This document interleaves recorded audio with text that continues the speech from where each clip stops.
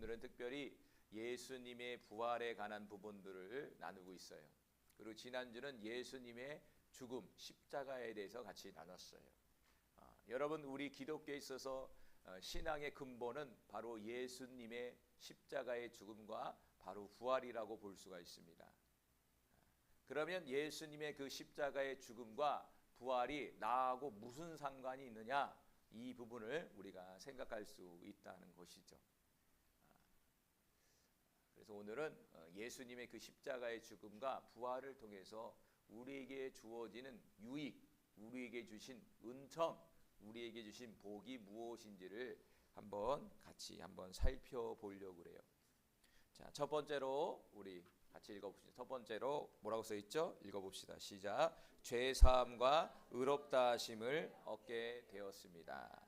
로마서 3장 22절과 24절 말씀 우리 같이 합독합니다. 곧 예수 그리스도를 믿음으로 말미암아 모든 믿는 자에게 미치는 하나님의 의인이 차별이 없느니라. 모든 사람이 죄를 범하였음에 하나님의 영광에 이르지 못하더니 그리스도 예수 안에 있는 속량으로 말미암아 하나님의 은혜로 값없이 의롭다 하심을 얻는 자가 되었느니라. 아멘. 자, 23절에 보니까 예수 그리스도를 믿음으로 말미암아 모든 믿는 자에게 미치는 하나님의 의가 임했다, 이렇게 표현했다는 거죠. 여기서 하나님의 의, 여기서 의라는 것은 뭐냐면 하나님과 사람 사이, 하나님과 우리가 만날 수 있는 조건이 필요해요. 조건. 그 조건이 무엇이 이루어져야 되냐면 의가 이루어져야 돼요.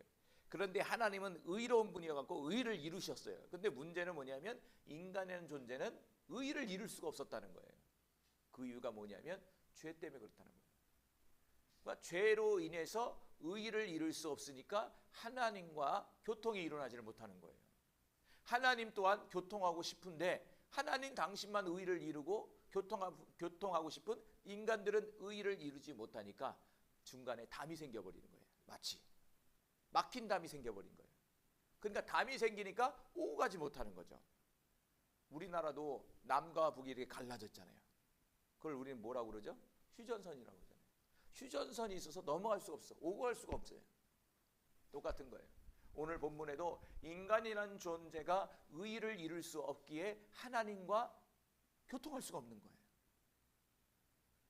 그런데 하나님께서는 예수 그리스도를 이 땅 가운데 보내주셔서 예수님의 그 속량, 다시 말해서 속량은 값을 대신 치러주다라는 뜻을 갖고 있어요.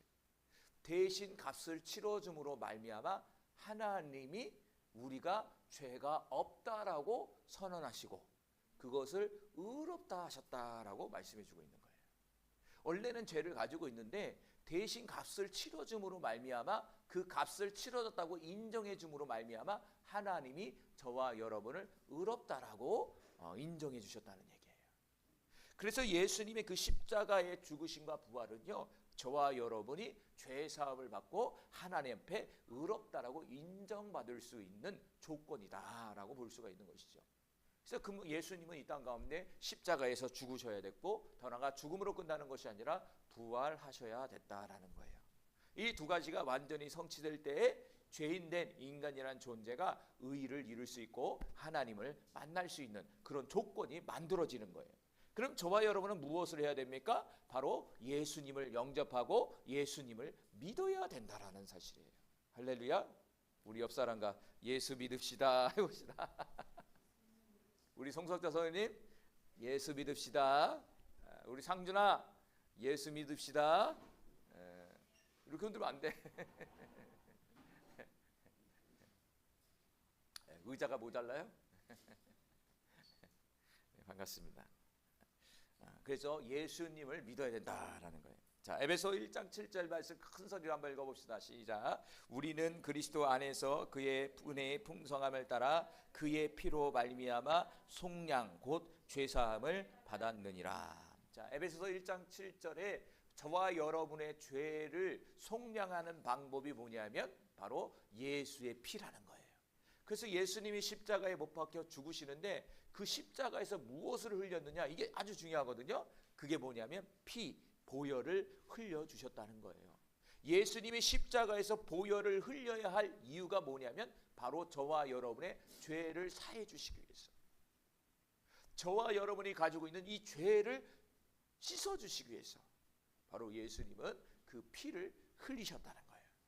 그러니까 이 시간 우리가 예수를 믿는데 무엇을 믿느냐? 바로 예수의 피를 믿을 때 저와 여러분의 죄가 사라지는 거예요. 우리 다시 한번 해볼까요? 예수의 피를 믿읍시다. 승현아, 승전아, 예수의 피를 믿읍시다. 예수의 피가 우리를 의롭게 만들고 죄사함이 나타나는 능력이 된다 이거예요. 자, 골로새서 1장 14절 말씀 또 봅니다. 시작. 그 아들 안에서 우리가 속량 곧 죄사함을 얻었도다. 자, 골로새서 1장 14절에도 동일하게 그 아들은 예수 그리스도를 말씀하고 계시는 거예요. 예수 그리스도 안에서 우리가 속량을 받았다는 거예요. 대신 값을 치러줬다는 거예요. 그것이 뭐냐면 곧 죄사함을 얻었다는 것이죠. 그것은 바로 예수의 피죠. 바로 예수님이 십자가에 죽으시고 피를 흘림으로 말미암아 우리를 속량해 주셨는데 그게 바로 죄사함이다라는 거예요. 그러니까 성경 곳곳에서 예수의 피를 통하여 저와 여러분이 죄사함을 받고 구원받았다고 증거해 주고 있다는 거예요. 그래서 어떤 사람은 성경을 이렇게 짜면 뭐가 나오냐? 예수의 피가 나온다라고 말하는 사람이 있어요. 네, 그 말이 맞아요. 예수의 피는 바로 구원이기 때문에 그렇습니다. 여러분 예수의 피를 꼭 붙드시기 바라요. 예수 피 믿어야 구원받고 천국 갈 수 있어요. 송숙자 선생님. 자, 따라해 볼까요? 우리 다 같이. 나는 예수 피를 믿습니다. 믿습니다. 믿습니다. 예수 피를 믿어야 돼요. 그래서 여러분이 술미 죄송한 얘기지만 껄떡껄떡할 때 마음으로 예수 피, 예수 피, 예수 피, 예수 피를 믿습니다라고 자꾸 선포해야 돼.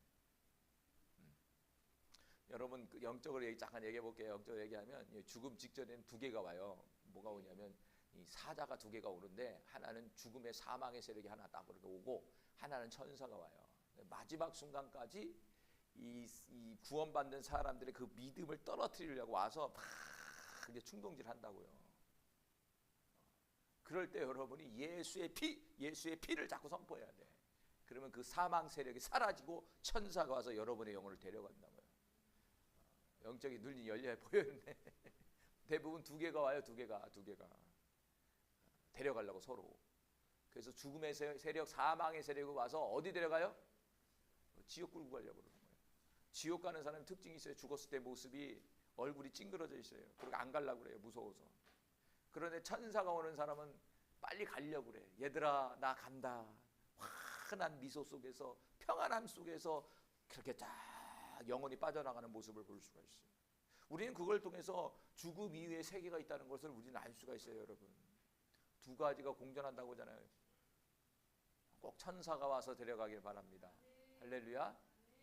그래서 예수의 피를 붙들어야 되고요. 천사가 여러분을 데려가는 조건은 예수의 피예요.